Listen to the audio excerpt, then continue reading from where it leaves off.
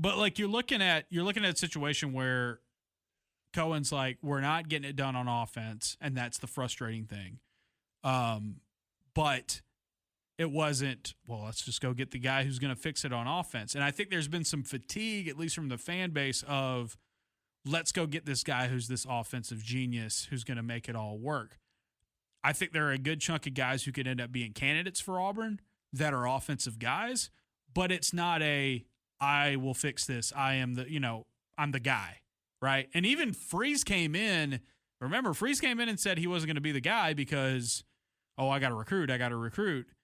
And they did that, but then he ended up taking it anyway. And I think it's different because you're looking at some coaches right now who have been linked to the Auburn job, who mentioned as candidates that are offensive guys in their day, but aren't necessarily, A1 play callers. I thought that John Cohen's comments about the timeline, wanting a coach in place as soon after wanting a permanent coach in place as soon after the Iron Bowl as possible, and the thought that you're probably talking about poaching a current coach. The quote.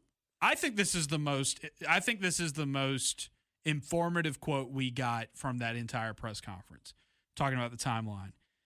And he was saying about making the hire, and he said, are candidates that you're talking to still playing at that time? What are they playing for? Are they in the CFP? Are they in a bowl? I would assume that time in this quote, that time is right after the Iron Bowl. Yes. I would assume that every candidate we talk to outside of this building is going to be in that situation. Every single candidate that we talk to, he said. That would rule out James Franklin. That would rule out a Jimbo Fisher. That would rule out the even more outlandish ones that you hear, and I'm going to leave it at that. That makes sense, though. And it goes back to something I wrote on Sunday in the wake of the Freeze firing.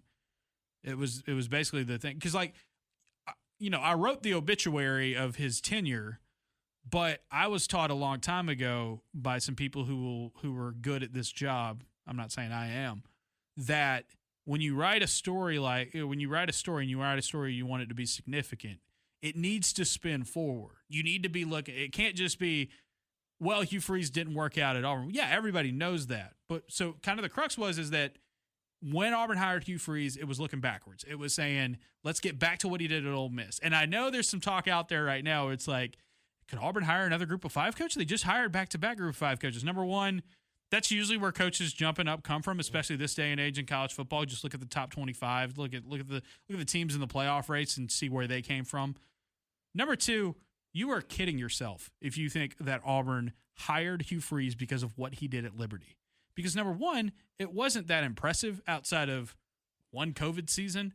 Number two, it was at Liberty where they were an independent and they were playing the weakest conference weakest schedule in the country, pretty much year in and year out. Mm-hmm. Auburn hired Hugh Freeze because they wanted what he did at Ole Miss back here. It wasn't that Hugh Freeze was getting the hire, making the jump from Liberty. Remember the narrative around it when he was hired? It was he's getting his second